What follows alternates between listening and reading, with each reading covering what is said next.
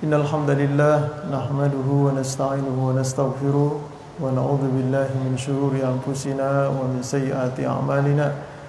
May yahdihillahu fala mudilla lahu wa may yudlil fala hadiya lahu. Asyhadu an la ilaha illallah wahdahu la syarika lah wa asyhadu anna Muhammadan abduhu wa rasuluh. Allahumma shalli ala sayyidina Muhammadin wa ala alihi wa sahbihi ajma'in. Amma ba'du. Rabbi shrah li sadri wa yassir li amri wa ahlul 'uqdatan min lisani yafqahu qawli.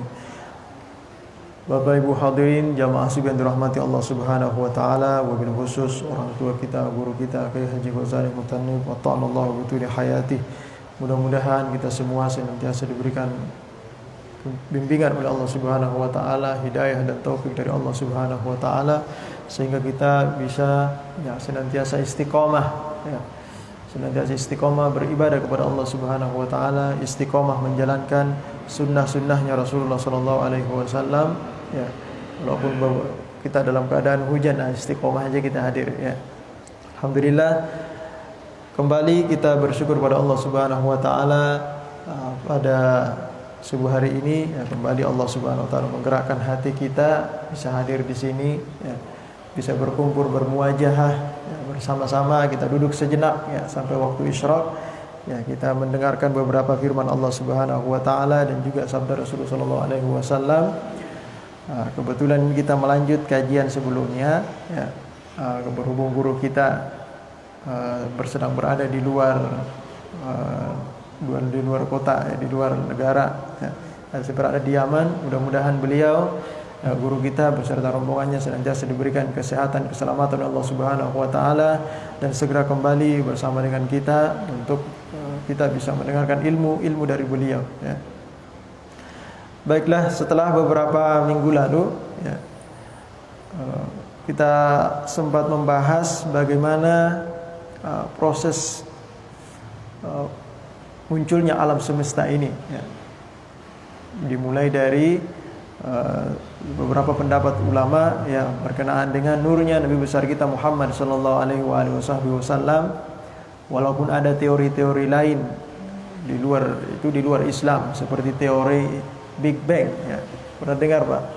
Big Bang katanya alam semesta ini ada karena ada sebuah ledakan yang dahsyat sehingga muncullah alam semesta ini.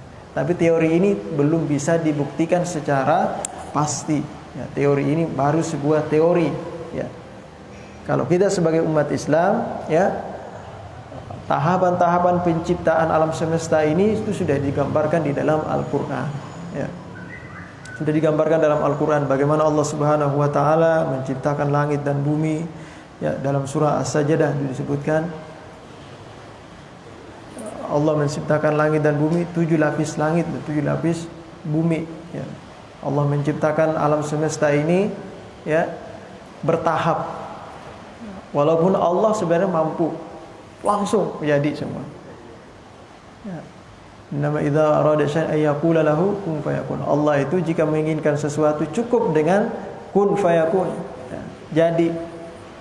Tapi Allah Subhanahu wa taala ingin memberikan tahapan Nah, alhamdulillah kita setelah membahas beberapa tahapan yaitu melalui tahapan sebelum kita ini diciptakan kemudian kita masuk ke alam arwah.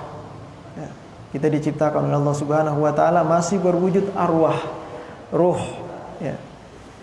masih berupa software yang nanti akan diinstal, akan dimasukkan ke dalam jasad kita, ke dalam cikal bakal jasad manusia di mana kita akan dilahirkan di situ.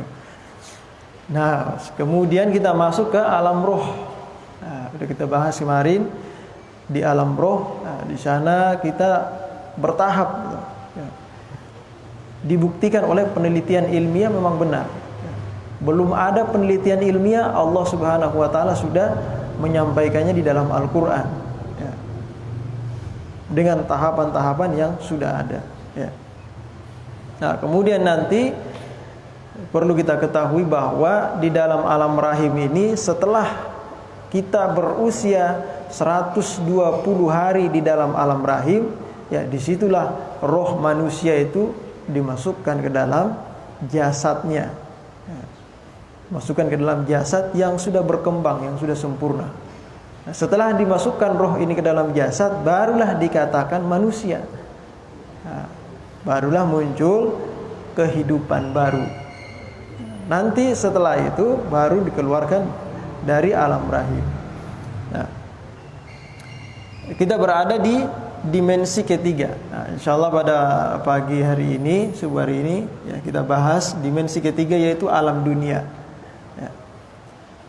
Alam di mana kita berada pada saat ini. Ya. Allah Subhanahu wa taala berfirman, "Wa idz qala rabbuka lil malaikati inni ja'ilun fil ardi khalifah qalu ataj'alu fiha may yufsidu fiha wa yasfiku ad-dima'a wa nahnu nusabbihu bihamdika wa nuqaddisu lak qala inni a'lamu ma la ta'lamun."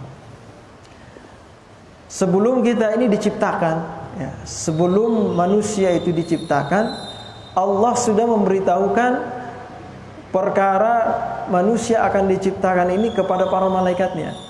Saya ini ingin menciptakan manusia, ya, di muka bumi. Kata para malaikat pada protes, "Wahai Allah, apakah engkau akan menciptakan orang-orang yang akan merusak di permukaan bumi ini, yang akan menumpahkan darah?" Nah, salah satu di antara mereka,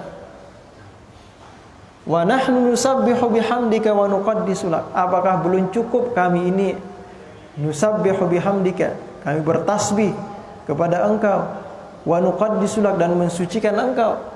Qala inni a'lamu ma la ta'lamu. Tapi Allah Subhanahu wa taala menjawab, saya lebih tahu dari apa yang engkau ketahui. Ya. Dan seterusnya, wa allama adamal asma, dan seterusnya. Di sini ya dikatakan bahwa ternyata manusia itu sebenarnya lebih mulia, ya, dari para malaikat. Jika jika kita sebagai manusia ini mampu untuk mengaktualisasikan, mengamalkan semua apa yang disampaikan oleh Allah Subhanahu wa taala dalam Al-Qur'an. Ya. Manusia ini bisa lebih mulia, ya, lebih mulia daripada para malaikat. Ya, karena dalam diri kita ini ada 3 unsur. Ya. Ada unsur syaitani, ya, ada unsur malaikat, ada unsur ilahi. Ya. Jadi unsur syaitani, ya, itu yang sering mengajak kita, hawa nafsu kita yang sering mengajak kita kepada perbuatan yang jelek, perbuatan yang melanggar peraturan Allah Subhanahu wa taala. Ada unsur malaki. Unsur malak ini yang senantiasa beribadah kepada Allah. Ya. Ada unsur ilahi. Unsur ilahi itu di mana kita diberikan sedikit dari apa yang dimiliki oleh Allah Subhanahu wa taala. Ya, seperti sifat penyayang. Allah mempunyai sifat penyayang. Kita juga punya sifat penyayang, tapi sifat penyayang kita itu baru sedikit dibandingkan sifat penyayangnya Allah. Ya. Kita bisa melihat, ya. Allah memberi kita penglihatan. Allah juga Maha melihat. Sedikit diberikan sifatnya buat kita. Itu unsur-unsur ilahi yang ada dalam diri kita. Nah, jadi protesan seperti ini kemudian dijawab oleh Allah, saya lebih tahu dari apa yang engkau ketahui. Nah, ternyata manusia itu seperti itu, ya, bahwa manusia itu akan diciptakan oleh Allah Subhanahu wa taala sebagai makhluk yang paling sempurna. Ya. Makhluk yang paling sempurna di alam semesta ini. Bukan cuma di dunia, tapi di alam semesta ini adalah manusia. Ya. Coba kita lihat, ya, firman Allah Subhanahu wa taala dalam surah Al-Hajj ayat 5. Allah Subhanahu wa taala berfirman, "Ya ayyuhan nasu in kuntum fi raibin minal ba'tsi." Ya. Wahai sekalian manusia, in kuntum fi raibin minal ba'tsi, jikalau kalian ini ragu dengan adanya hari kebangkitan. Kebangkitan dari kubur, alam kubur nanti kita bakal dibangkit. Ragu kita, emang benar kita ini bakal dibangkit dari kubur? Nah, orang-orang yang dulu ribuan tahun itu jangankan tulang belulangnya, ya, jangankan dagingnya, tulang belulangnya kayaknya udah hancur juga. Ya. Gimana bisa dijadiin lagi gitu, disambung lagi?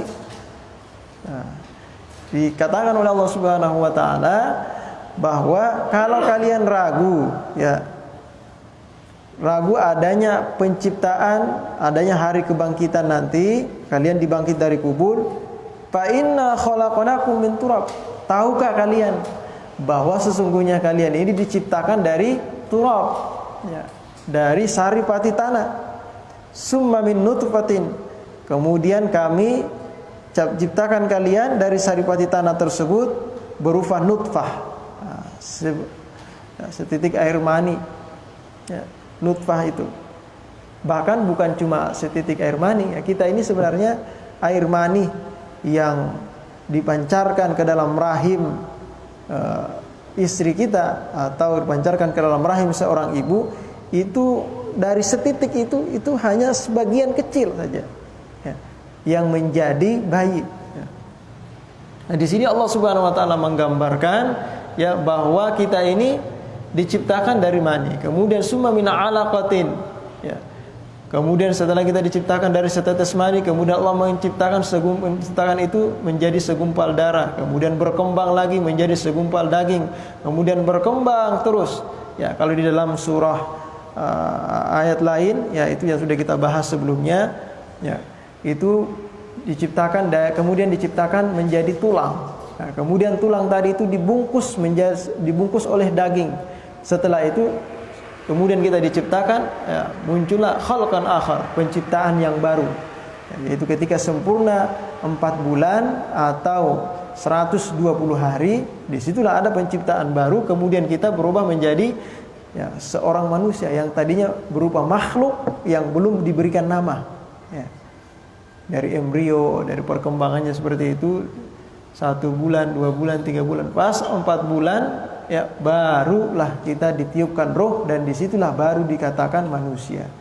Nah, ketika kita udah dikatakan manusia, nggak boleh dibunuh, ya, tidak boleh diaborsi. Kalau membunuh setelah 40 hari, 44 bulan, ya, maka sama dengan pembunuhan, ya, pembunuhan biasa, ya, pembunuhan dosa besar yang masih dalam tingkat pertengahan. Dosa besar tingkat paling bawah itu membunuh janin yang belum berusia 4 bulan. Dosa besar pertengahan itu membunuh janin yang sudah berusia 4 bulan, yang sudah ditiupkan roh.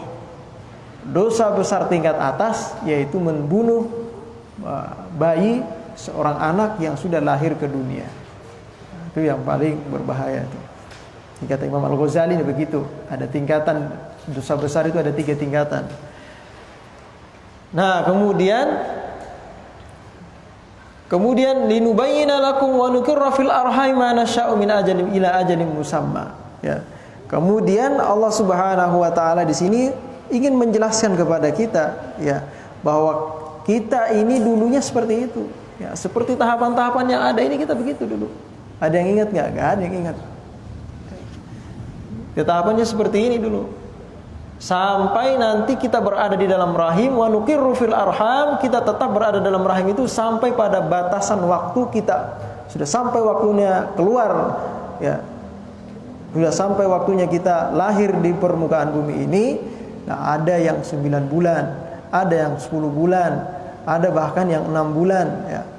Ada di riwayat-riwayat lain disebutkan ada yang sampai 2 tahun. Ya. Sampai 2 tahun baru keluar, ya. Ya. Zaman dulu kalau zaman dulu kan nggak ada USG. Kalau sekarang baru 9 bulan. Ini kalau nggak keluar ini di sesar aja udah. Padahal zaman dulu orang ada yang 2 tahun baru keluar, ya. Karena sudah ada ketentuannya, pasti sudah ada ketentuannya. Nggak bakal busuk di dalam rahim. Dia akan keluar sesuai dengan ketentuan Allah, ketetapannya kapan dia akan keluar. Gak usah dipaksain keluar, ya. Nah, kecuali dia tidak kuat untuk melahirkan secara normal, ya, nggak kuat ngeden dia. Kalau ngeden bisa napasnya nggak kuat itu. Nah, boleh ada sesar. Ini dikit-dikit nggak mau sesar, sakit. Nggak mau ngeden, nggak mau normal, sakit, sesar aja udah, sesar gitu. Ya.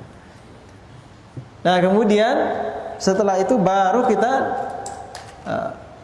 kata Allah Subhanahu wa taala, summa nukhrijukum tifla. Kemudian kami keluarkan kalian dari alam rahim itu ya ke alam dunia ini berupa seorang bayi yang kecil. Nah, kita lahir ya. Litablughu asyuddakum, sampai kalian pada usia dewasa.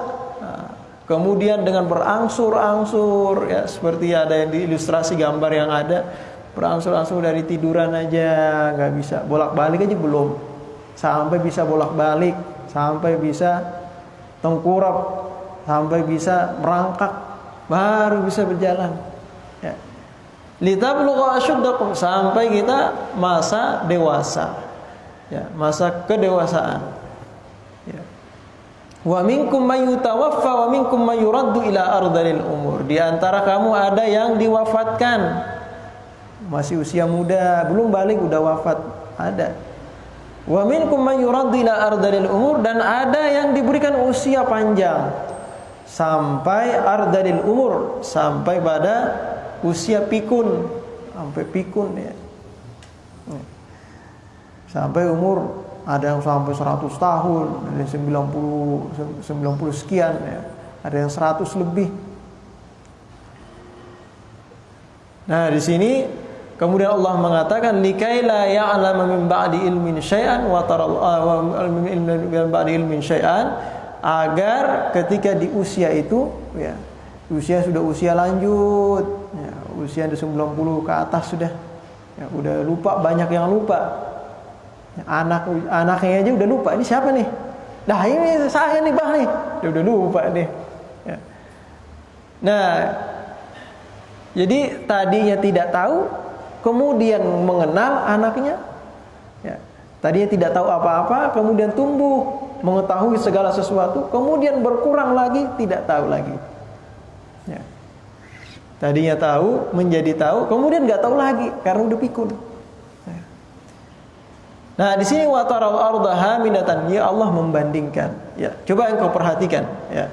Coba engkau perhatikan bumi yang kering kerontang ya.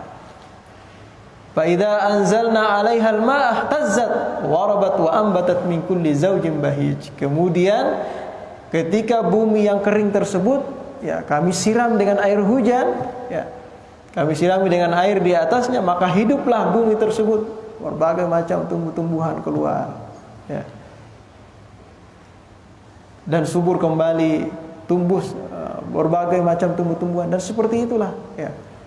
Allah di sini ingin memberikan perumpamaan bahwa tadi kadang orang meragukan adanya hari kebangkitan dari kubur. Nah, di sini Allah memberikan gambaran ya. Tadinya bumi itu tadinya kosong ya. Ketika disirami air oleh Allah Subhanahu wa taala, tumbuh berbagai macam rumput, berbagai macam tanaman. Dan seperti itulah nanti di hari kiamat.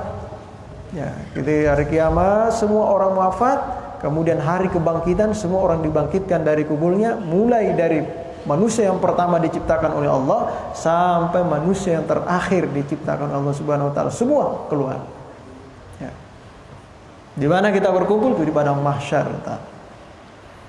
Nah, di sini firman Allah Subhanahu wa taala. Cuma yang perlu kita ketahui di sini dalam firman Allah Subhanahu wa taala yang lain, ya dalam surah Ar-Rum Allah Subhanahu wa taala berfirman, memberikan tahapan-tahapan manusia, kekuatan manusia itu seperti apa. Ya. Allah Subhanahu wa taala berfirman, Allahul ladzi khalaqakum min dha'fin. Allah yang menciptakan kita min dha'fin, dari tadinya lemah. Ya, enggak bisa ngapa-ngapain. Dalam perut, kemudian keluar jadi bayi, enggak bisa ngapa-ngapain kita. Tapi ternyata rezeki kita dijamin oleh Allah. Enggak bisa nyari rezeki kita dijamin udah oleh Allah. Ya, dari kecil gitu dijamin oleh Allah. Summa ja'ala min ba'di dha'fin quwwah. Kemudian setelah kita lemah, ya Allah memberi kita kekuatan. Wa ja'ala min ba'di quwwatin dha'fa wa syaiba. Kemudian setelah kita kuat, kita kembali menjadi lemah kembali, udah muncul ubannya, udah tambah lemah. Semakin tua semakin lemah. Sampai tinggal terbujur di tempat tidurnya, tinggal menunggu ajal. Dan begitulah kita manusia. Ya. Begitulah tahapan manusia. Sehingga ya dengan tahapan tersebut dalam psikologi itu manusia dibagi seperti ini. Nah, ini dalam psikologi Islam. Kalau psikologi yang lain, psikologi Barat tidak seperti ini istilahnya. Ya. Nah, dalam psikologi Islam kita kemudian ketika lahir ke dunia ini disebut sebagai bayi. Disebut bayi, tifl, ya. Sampai kita mumayyiz, dari bayi sampai mumayyiz. Mumayyiz itu udah kenal, ditanyain, ibu kamu di mana? Di rumah. Diperiksa, oh iya benar di rumah. Dia udah bisa pakai baju sendiri, udah bisa pakai celana sendiri, udah bisa buang air besar atau buang air kecil sendiri. Itu baru sampai usia mumayyiz. Kurang lebih 4-3 tahun itu anak-anak udah bisa tuh. 4, 5, 6 itu udah bisa tuh anak-anak tuh, buang air sendiri. Ya, mumayyiz sudah bisa. Nah, di usia-usia ini makanya Rasulullah itu menyuruh kita untuk mengajari. Nanti akan ada tugas-tugas ayah ibunya itu apa saja di usia-usia ini. Kemudian usia tamyiz sampai baligh, usia 5 tahun sampai 9 atau 10-15 tahun, usia-usia tamyiz. Kemudian usia baligh, usia baligh sampai dewasa, itu usia 15 tahun sampai 40 tahun. Dewasa itu dari baligh itu sudah mulai dewasa. Ya. Kemudian terus berkembang sampai tahap yang sempurna. Di mana tahap sempurna? Yaitu pada usia 40 tahun. Itu di sana tahap kesempurnaan bagi seorang manusia. Ya. Sehingga ada orang berkata seperti ini, ya. Sebenarnya manusia ini, ya, sudah diciptakan baginya tahapan-tahapan kehidupan. Nah, seperti ini, ya. Sampai balik, sampai dewasa usia 40 tahun, nanti dewasa sampai usia tua 40 sampai 60 tahun. Ya. Kemudian itu sudah mulai menurun nih, dari 40 itu sudah full ke atas, tinggal menurun lagi, ya. Dari 40 sampai 60 itu menurun sampai usia tua 60 tahun sampai ajal menjemput, 60, 70 sampai pada ajal menjemput. Di sini kita nggak tahu nih kapan ajal itu menjemput, nggak ada yang tahu. Kalau dalam kehidupan normal, ya, Allah memberikan kesehatan dan umur yang panjang, paling tidak tahapannya seperti ini. Ya. Walaupun sebagian ulama mengatakan, ya, berdasarkan firman Allah Subhanahu wa taala dalam sebuah hadis kursi, kadang hamba aku ini mendahului aku. Udah ditetapin ajalnya, nih si fulan ajalnya sampai 60 tahun. Kecuali dia melanggar takdir, maka usianya tidak sampai 60 tahun. Bagaimana dia melanggar takdir Allah Subhanahu wa taala? Ya. Takdir itu sesuatu yang sudah ditetapkan oleh Allah Subhanahu wa taala sesuai dengan ukurannya. Manusia akan tetap hidup sesuai dengan ukuran kehidupannya, ya.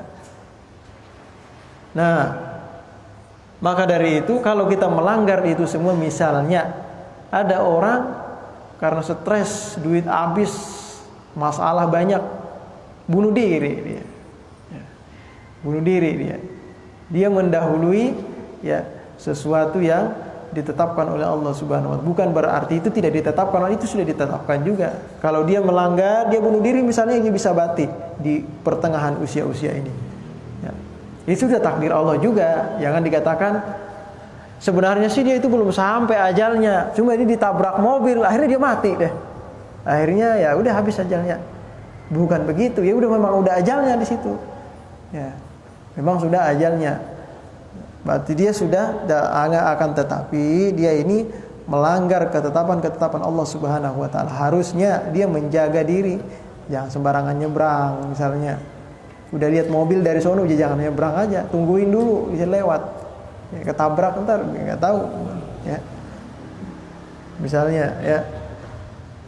Nah, jadi umur kita dalam pandangan psikologi seperti ini. Tapi kalau kita lihat dalam pandangan kacamata Islam, salah seorang ulama dalam ada kitab yang bagus itu membahas masalah kehidupan, tahapan kehidupan manusia itu seperti apa. Itu Imam Abdullah bin Al-Haddad dalam kitabnya Sabilul Iddikar. Ya. Beliau mengutip perkataan Imam Ibnul Jauzi bahwa umur manusia itu kita bagi menjadi 5 khamsu mawasim. Ya, 5 musim, 5 tahapan. Pertama kita dikatakan as-siba. As-siba itu ila ayyablughal insan 15 sanah. Ya. As-siba itu manusia ketika mulai dilahirkan sampai pada usia 15 tahun. Itu namanya siba. Atau as-sabi. Ya, as-siba atau as-sabi. Kemudian ada namanya asy-syabab. Asy-syabab itu pemuda. Orang udah dewasa nih. Yaitu mulai umur 15 tahun ila ayyablughal insan ya khamsan wa salasina sanah. 35 tahun. Umur 15 tahun sampai 35 tahun ya. Itu usia-usia namanya syabab. Nah, pemuda.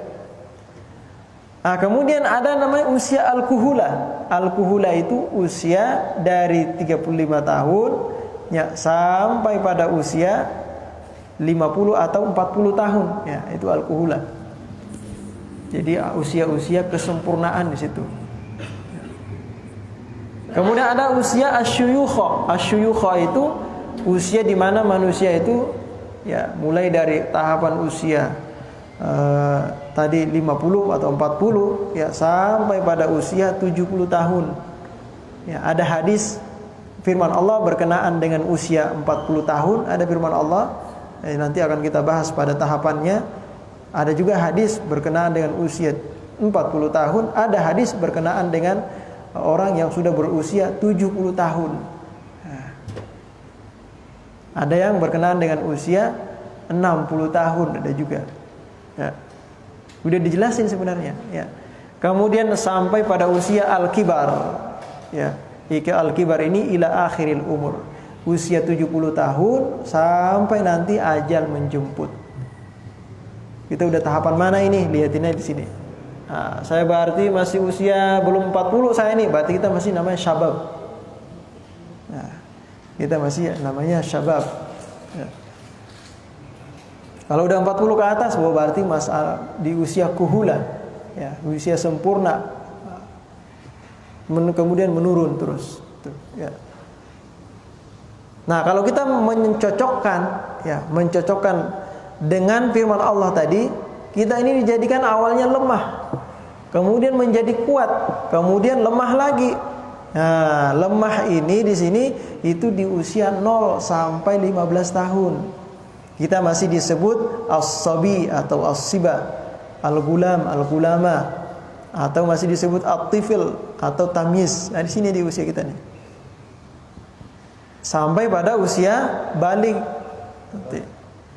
Kemudian di usia 15 sampai 60 tahun ya, itu kita masuk dalam usia balik, mukallaf. Mukallaf sudah punya tanggungan, sudah punya beban ya, di situ. Ini kalau orangnya baliknya normal ya. Jadi kapan sih kita ini balik? Nah, untuk perempuan ya, dia mulai balik ya ketika usia 9 kalau sudah menstruasi. Tapi kalau dia nggak menstruasi, maka batas maksimal balik itu ketika usia 15 tahun nggak menstruasi juga, maka dia sudah dikatakan balik. Atau laki-laki sampai usia 14 enggak mimpi basah juga, 15 tahun enggak mimpi basah juga, tapi sudah masuk usia 15, maka dia sudah dikategorikan balik walaupun belum mimpi basah ya. Tapi kalau zaman sekarang ini kayaknya jarang orang yang sampai usia 15 tahun baru balik, udah langka. Udah langka. Dipercepat sama dia. Ya. Anak-anak kita ini udah suka mempercepat baliknya. Nah, ngapain? Ya macam-macam dia ngapain apa aja dia. Bisa cepat balik dia. Ya. Ada anak kecil ya masih usia SD udah berhubungan badan dengan lawan jenisnya. Ada usia 12 tahun ini masih bocah udah berhubungan ya, itu mana mempercepat masa baliknya. Ya. Ejakulasi dini. Belum sampai waktunya udah umur 13 tahun baru masuk SMP, kenal teman baru, berhubungan dia, macam-macam udah sekarang, makin rusaknya nih. Jadi kalau ada anak kecil, anak muda ya, Ada anak muda baliknya sampai 15 tahun, berarti jempol tuh dia tahu. Ya. Wah, ini hebat banget berarti ini. Ya, dia benar-benar menjaga gitu berarti. Benar-benar murni dia mimpi basah gitu maksudnya. Kayaknya udah sekarang udah nggak ada lagi mimpi basah. Udah didahului lagi sama anak-anak kecil, udah pada dahuluan semua. Ya. Nah, jadi sampai pada usia 60 tahun sampai selanjutnya itu usia keropos, udah mulai menua, udah lemah udah. Kalau udah usia 60 ke atas itu udah lemah, apa-apanya udah dulunya kuat masih ngangkat 30 kilo, sekarang udah nggak kuat lagi. Ya, keseleo langsung habis ngangkat 30 kilo. Ya, ngangkat galon dulu masih muda, ngangkat galon sekali dua langsung. Satu aja udah 60, satu aja udah gak kuat. Minta tolong anak udah ngangkatin. Nah, jadi ini tahapan yang diberikan Allah. Tadinya kita itu kuat, lemah. Kemudian Allah beri kekuatan. Setelah Allah beri kekuatan, kita kembali menjadi lemah. Sampai nanti kita akhir umur kita. Ya seperti itu. Gambaran. Dan ini pasti dilalui ya. Jangan sampai kita sekarang beranggapan kita masih muda, masih bisa ini. Gak bakal dilalui. Ya, dan itu bakal lewat semua ya, sampai akhir ajal kita. Nah, oleh karena itu ya kata Imam Abdullah bin Al-Haddad, wa hadzal waqtu min hinil wad'i ila hinil bulugh. Ya, waktu ini yang pertama kita mulai dari tahapan pertama, yaitu masa-masa kita masih lemah. Usia 0 sampai melewati 7, kemudian melewati 10 tahun sampai 15 tahun, usia-usia balik ya. Nah, itu kita masih usia-usia lemah di situ ya. Kemudian itu sebabnya usia semacam ini ya, di tahapan ini kita masih disebut sebagai halu takhfif minallahi azza wajal, yaitu masa-masa kita masih dapat keringanan dari Allah. Nah, belum dapat kewajiban, belum wajib sholat. Masa-masa takhfif masih. Laisa fihi taklifun illa ma kana 'alal auliya'i minal amri bidzalik. Tidak ada kewajiban bagi anak seusia ini sebelum dia baligh ya, melainkan yang berkewajiban menanggung semuanya adalah aulia. Aulia itu orang tuanya atau orang yang menjadi walinya. Siapa? Orang tua keduanya udah meninggal. Siapa yang jagain sekarang? Neneknya. Udah neneknya berarti tanggung jawab tuh. Mendidik dia. Nanti ada beberapa kewajiban yang harus dilaksanakan. Nah, kenapa dinamakan usia takhfif? Karena salah satu hadis Rasulullah SAW, rufi al-qalam an salasin. Belum dicatat orang itu dari 3 orang. Ya, diangkat kalam, maksudnya tidak dicatat. Kalau dia berbuat dosa, nggak dianggap dosa. Kalau dia berbuat amal, nah sebagian mengatakan amalnya itu untuk orang tuanya. Nah, rufi al-qalam an salasin anis sabi hatta yablugha. Anak kecil, bayi sampai nanti dia balik. Ya. Wa anin naimi hatta yastayqidha. Orang yang sedang tidur. Ya, hatta yastayqidha sampai dia bangun. Ada orang tidur, ngigok dia. Ngigoknya apa?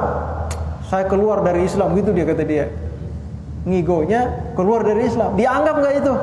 Enggak, dia belum murtad itu karena ngigok doang itu dia. Ya. Ngigok dia murtad. Dianggap enggak? Enggak dianggap itu. Ya. Dia masih muslim. Itu cuma ngigok doang. Ya. Wa anil majnuni hatta yafiqa, dan dari orang yang gila sampai dia sembuh dari gilanya. Ya. Orang gila sampai sembuh dari gilanya. Enggak ada gangguan saraf. Dulu ada santri kita di sini dari Jawa. Beliau itu memang sudah ada gangguan saraf ya. Dia kemudian kemungkinan banyak pikiran, obatnya nggak bawa, kambuh dia. Kurang lagi sholat subuh berdiri aja terus dia.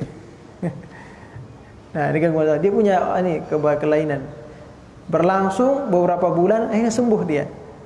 Nah, selama beberapa bulan dia nggak sholat, nggak melaksanakan kewajiban. Ya udah, rufi al-qalam, bonus itu berarti dimaafkan.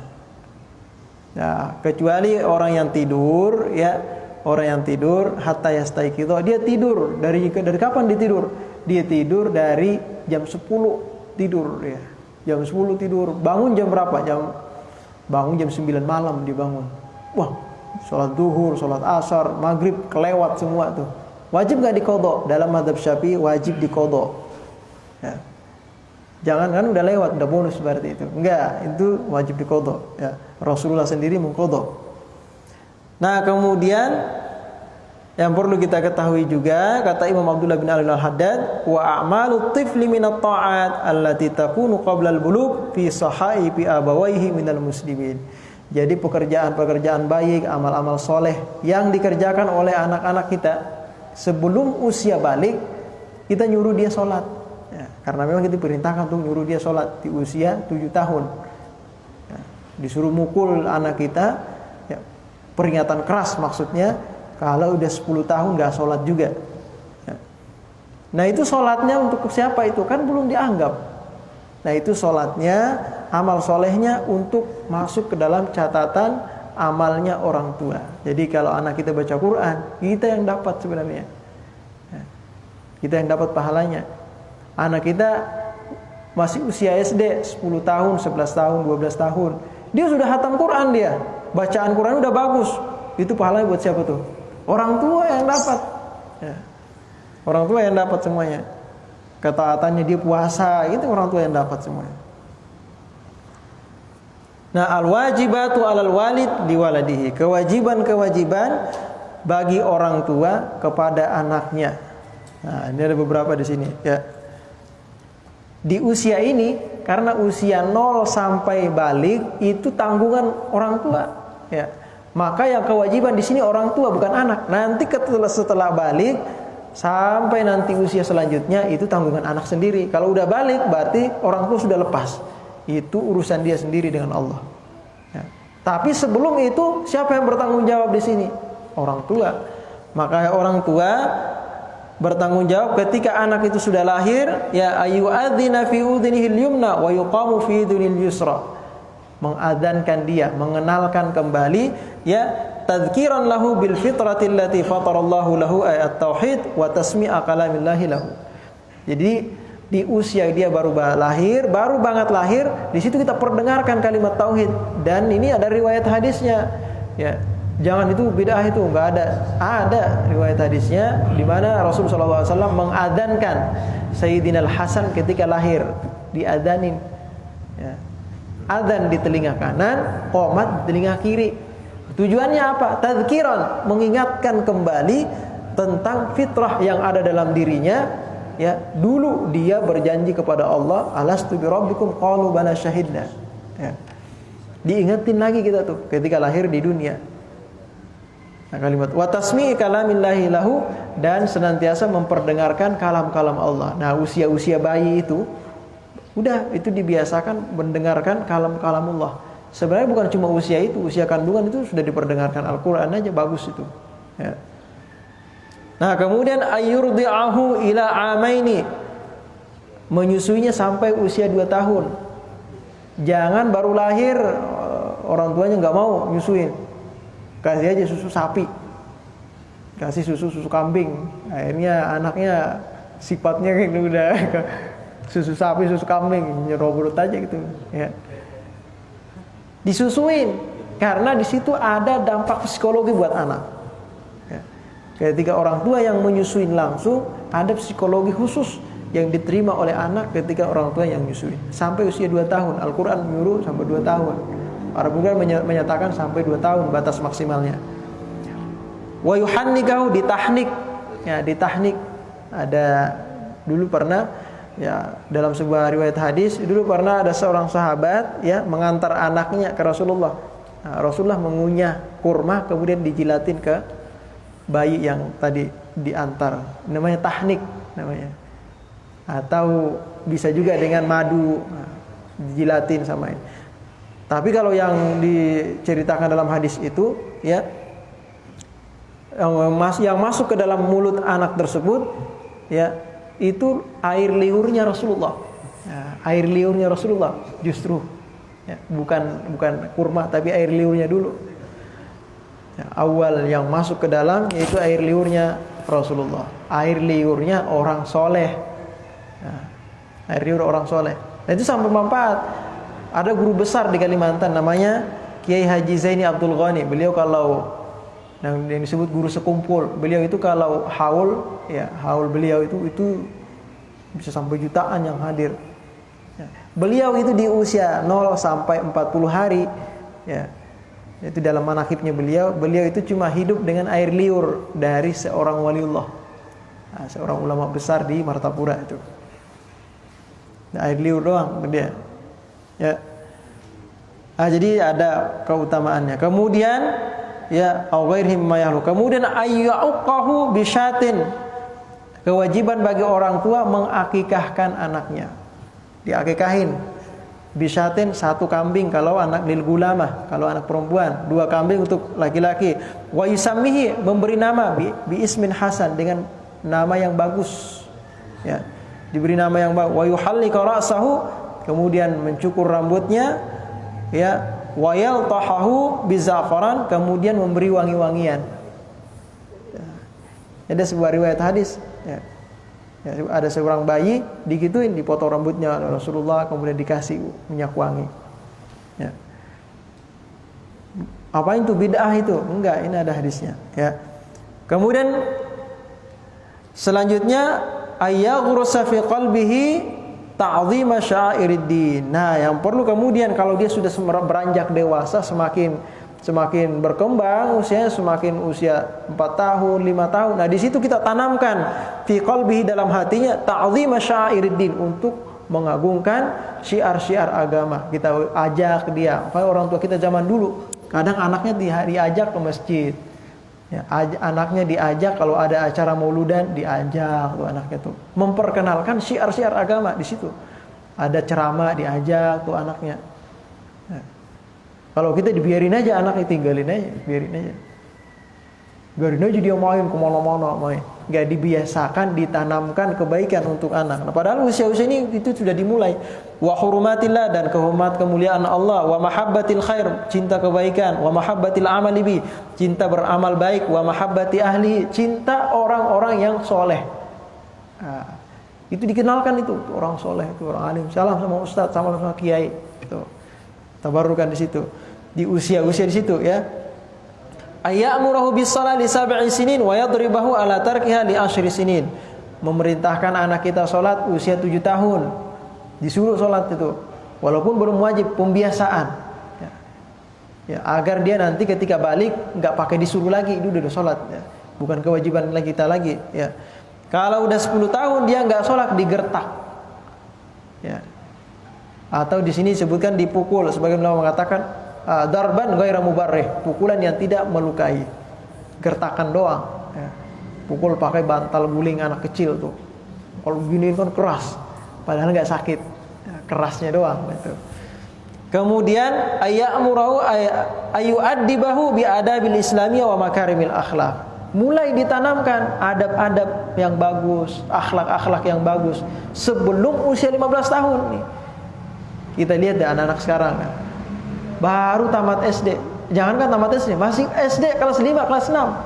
Ucapannya apa? Anjing. Anjing lu, goblok lu. Nah, itu gak ditanamin akhlak di situ. Itu kalau gitu aja usianya sudah seperti itu, gedenya gimana nanti coba? Kebun binatang keluar semua. Ya, mulai usia seperti itu sudah ditanamkan akhlak. Kemudian ayahwadahu min kulli ma yukhrijuhu min haddil fitrah. Kemudian kita jaga dia dari segala hal yang bisa mengeluarkan dia dari fitrah dilahirkan, ya, dari kesucian dia dilahirkan. Ya, kita lahir kullu mauludin yuladu alal fitrah. Semua manusia itu dilahirkan dalam keadaan suci, punya naluri kehidupan yang diberikan Allah Subhanahu wa taala ke dalam dirinya. Ya, kecuali orang-orang yang kemudian orang tuanya yang mempengaruhi dia menjadi Nasrani, atau lingkungannya yang mempengaruhi dia menjadi orang yang tidak taat kepada Allah, melanggar perintah Allah. Nah, jadi inilah beberapa kewajiban yang harus kita laksanakan ketika anak kita berusia, ya, usia 0 sampai 15 tahun. Ketika 15 tahun, insya Allah kita pada pembahasan berikutnya. Sampai sini ada yang mau ditanyakan, Pak? Silahkan. Kalau ada yang mau nanya. Ini kadang kita lalai nih di usia-usia begini nih. Ya, anak kita dibiarin aja gitu. Kalaupun nggak bisa juga, suruh anak kita belajar ngaji. Ikut ngaji sono sama Ustaz Fulan. Ya. Agar dia tahu, belajar sholat sama Ustadz Fulan. Kita nggak bisa ngajarin sholat, suruh dia belajar sholat sama Ustadz atau siapa kayak yang bisa ngajarin sholat.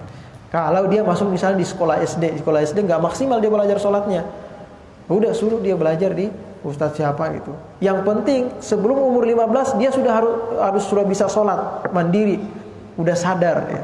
Asal agar nanti ketika dia sudah mukallaf, kita nggak pakai nyuruh lagi ya. Kalau dia mukallaf masih meninggalkan sholat, wah itu dosanya ya, udah berdosa dia kalau ninggalin. Sebelum mukallaf udah beri kita didik dulu. Ada mau nanya? Ada jelas ya, silakan.